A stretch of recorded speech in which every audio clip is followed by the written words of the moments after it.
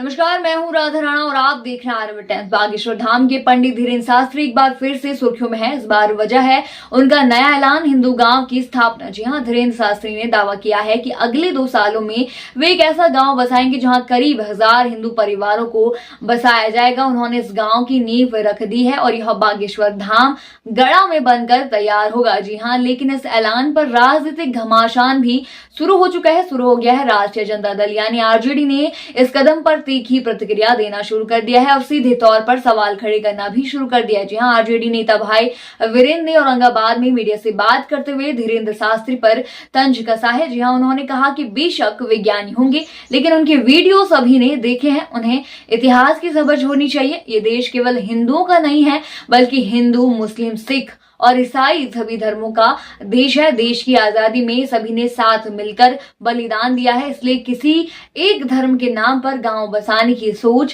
संविधान के मूल सिद्धांतों के खिलाफ है। जी हां, उन्होंने आगे भी कहा कि धीरेन्द्र शास्त्री को बयान देने से पहले इतिहास पढ़ लेना चाहिए, क्योंकि जो बातें वे कर रहे हैं वे इस देश के सामाजिक ढांचे को तोड़ने वाली बताई जा रही है। जी हां, भाई वीरेंद्र ने यहां तक सवाल कर दिया कि देश की आजादी के वक्त धीरेन्द्र शास्त्री के पूर्वज कहां थे? क्या वे बीजेपी में थे या आरएसएस के साथ थे या फिर अंग्रेजों के पीछे पीछे चलते थे? उन्होंने कहा कि आज कुछ लोग धर्म के नाम पर नफरत फैलाने की कोशिश कर रहे हैं, लेकिन भारत एक धर्मनिरपेक्ष राष्ट्र है और यहाँ इस तरह की सोच का कोई स्थान नहीं है। उन्होंने ये भी चेताया कि ऐसी गतिविधियां देश को गलत दिशा में ले जा सकती हैं। इसी बातचीत के दौरान भाई वीरेंद्र ने बिहार सरकार और मुख्यमंत्री नीतीश कुमार पर भी निशाना साध दिया। जी हां, उन्होंने कहा कि मुख्यमंत्री का स्वास्थ्य अब ठीक नहीं है और अब सरकार कुछ अधिकारी और कुछ नेता चला रहे हैं। उन्होंने दावा किया कि बिहार की जनता को गुमराह किया जा रहा है और मूलभूत मुद्दों से ध्यान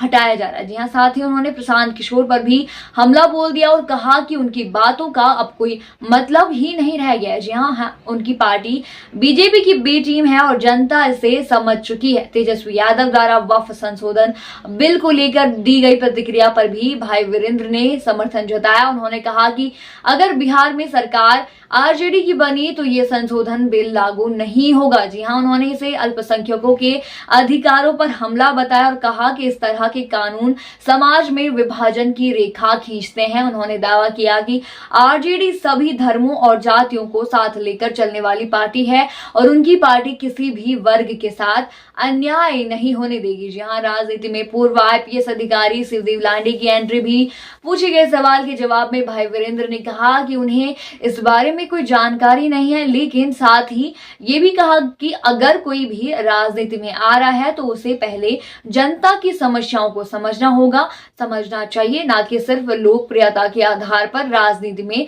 उतरना चाहिए। आप क्या सोचते हैं इस पूरे मुद्दे पर? हमें कमेंट सेक्शन में जरूर बताइए और बने रहिए आरव टाइम्स के साथ ही चैनल को सब्सक्राइब करना न भूलें और हमारी फेसबुक और वेबसाइट के साथ भी जरूर जुड़ें।